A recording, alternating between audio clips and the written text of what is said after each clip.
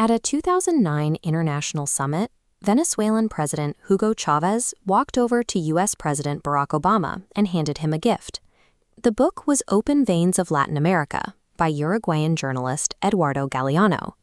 Within 24 hours, that single diplomatic stunt turned a 40-year-old history text into an overnight global bestseller. Galeano proposed a radical explanation for the region's poverty.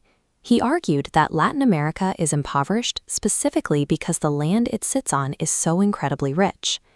He described the relationship as a permanent blood transfusion. For 500 years, Latin America has served as the involuntary donor. This map visualizes those historical resource flows. You can trace the movement of gold, sugar, coffee, and oil. These arrows show the directional flow draining the continent and pooling into dense wealth centers in Europe and the United States. Modern global prosperity was built through this directional flow. The wealth of the core required the systemic exhaustion of the periphery. In the early 1800s, wars of independence successfully kicked Spanish and Portuguese colonial rulers out of the hemisphere. The old empires fractured.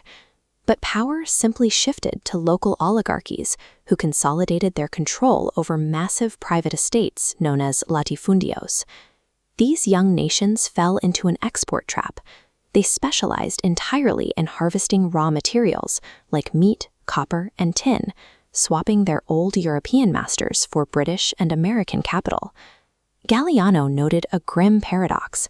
The more the world market desired a specific resource, the greater the misery endured by the local population harvesting it. 19th century independence rebranded the extraction process for a new era of global capitalism. By the 1920s, the continent reached a breaking point. The 1917 Mexican Revolution served as the catalyst, codifying land and labor rights. Intellectuals across the region took notice. In Peru, José Carlos Mariátegui adapted European Marxist theory to fit the agrarian realities of Latin American peasants. This resistance spilled over into culture. Movements like Brazilian modernism weaponized art to celebrate indigenous and African roots rather than mimicking European aesthetics. This rising pressure gave way to the era of populism. These states functioned like a strict but generous parent, demanding absolute control while finally providing basic protections for the ignored working class. Charismatic leaders stepped up to challenge foreign corporate dominance, nationalizing industries to keep wealth at home. Figures like Getulio Vargas in Brazil, Lázaro Cárdenas in Mexico, and Jorge Eliezer Gaitan in Colombia commanded unprecedented loyalty from the poor. These populist leaders mobilized millions against imperialist capital, though they frequently relied on authoritarian tactics to maintain that firewall. During the Cold War, the rise of these organized labor movements threatened the interests of both local elites and foreign corporations.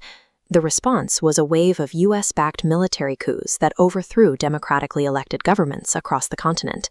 These dictatorships implemented shock economics, crushing labor unions, slashing wages, and selling state resources to foreign corporations.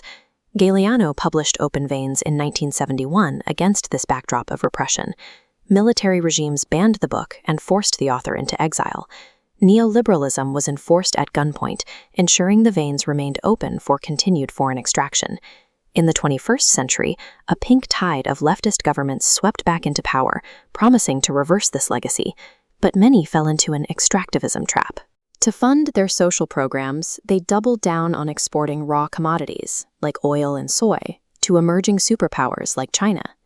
In 2014, Galeano admitted he lacked formal economic training when he wrote the text, stating he felt haunted by his own heavy, youthful prose. Conservative critics called this a full retraction, but scholars confirm he was critiquing his writing style, not his evidence. His core diagnosis remains: the development of the global north was fueled by the resources drained from the global south. Open Veins documents a 500-year history of pillage. While the region is finally fighting to rewrite the laws, the global economy still relies on the wealth it extracts.